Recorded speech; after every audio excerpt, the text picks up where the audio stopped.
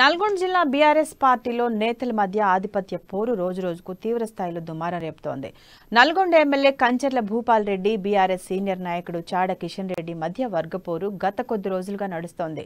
Nalgonda MLA Kancharla Bhupal Reddy ఒంటెద్దు పోకడలతో senior నాయకులను పట్టించుకోవటం లేదనే విమర్శ కొనసాగుతోంది. మొదటి నుండి పార్టీలో సీనియర్ నాయకుడైన చాడ కిషన్ రెడ్డికి పార్టీ అధిష్టానం ఇప్పటి వరకు ఎలాంటి పదవులు ఇవ్వకపోవడంతో కోపంతో ఉన్నాడు.